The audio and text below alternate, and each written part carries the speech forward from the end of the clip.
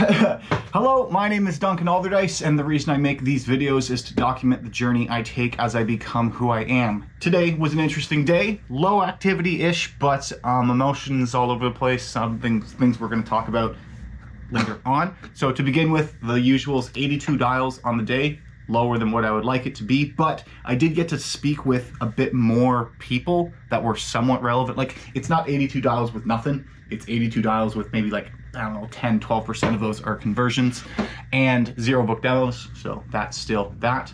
But the more interesting aspect on the day is in regards to dating apps, because I decided to download OkCupid and a different one, which I don't know what it's called. I just downloaded other ones just because I think I got like to the end of the Hinge ones, people that were there, as well as I wasn't really sure what I was doing wrong. Anyways, you just put yourself more out there. But then I looked up some stats, and so here's some interesting things specifically with Hinge. So when it comes to men, on average, they will get 1 match out of every 40 likes they send out. So 40. And if I'm looking at my stats, if I have sent out about 64 likes on Hinge and gotten about 4, that is like 1/16. So, although it feels really depressing, and only one of those actually turned into a phone number exchange and then died off, it's above average, so okay, that's good. The interesting thing is, for women, on average, they will get 1 match for every 2 likes that they send out, which is funny. That makes sense though, because there's like 64% of people on Hinge are male, as well as generally women don't send out as many likes. So then it's one of those things going like, are men not liked as much, or not as attractive, or are, what am I trying to say? Is it like going like, oh my God, 1 out of 40, like that sucks. Does it suck, or is it because you're matching with every single person that you see and like not taking into consideration whether or not you actually find them attractive, which can be tough if you've been doing it for a while and then you're trying to figure out, okay, well, who am I supposed to be doing that? But so, started with OkCupid. It's an interesting app, and I think it's done well. What was nice is the fact that I started like answering the questions and stuff, did set up my profile and everything, but I actually got a match. So that was exciting, and I was excited about it.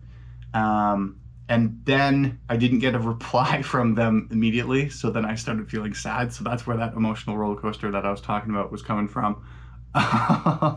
Which I'm laughing at now. But then they did end up replying, and so that was nice. Person seems like they have good energy. The only thing though that then stuck out was the fact that it looked like they had changed their location, because where they said their hometown was like somewhere in Quebec, and then when I checked again, it was like in the UK. So then it makes me wonder whether or not the person's actually taking it seriously is from Quebec. So which then I just go like, okay, cool. So let's just put a pause on any emotions developing. But then I did find there's like, in going through the profiles, there was like another person who I sent a like to that I kind of liked. I don't know. That's the thing. The thing with OkCupid though, is for, I just want to pull it up. I won't not gonna show anything. But like, I had notifications from 24 different people, like 24 different people liking me.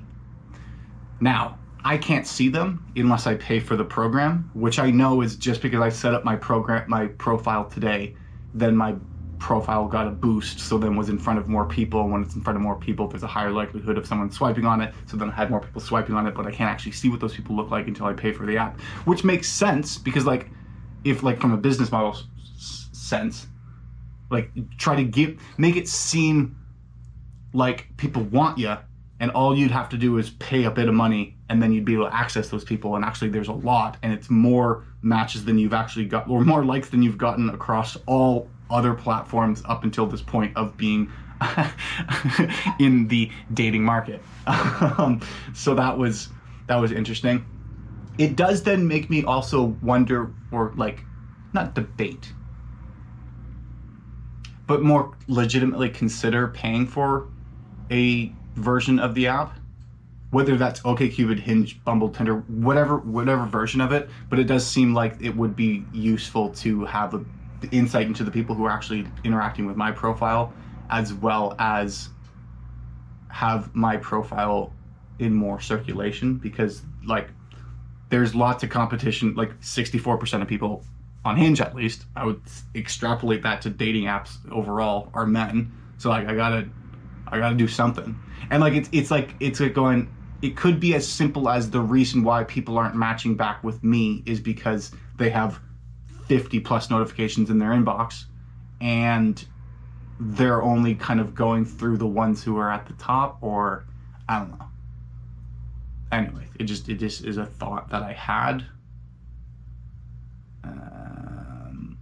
But with all that said,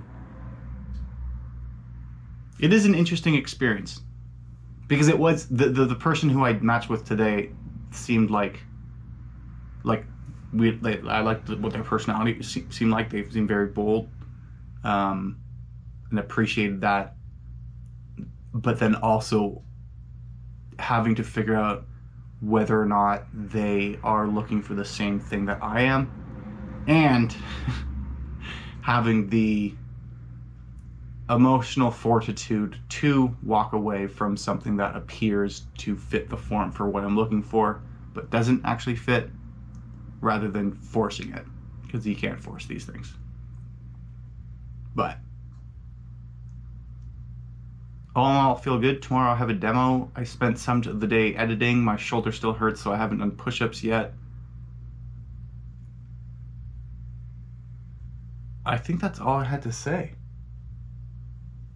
Huh. Well, I hope you have a wonderful day.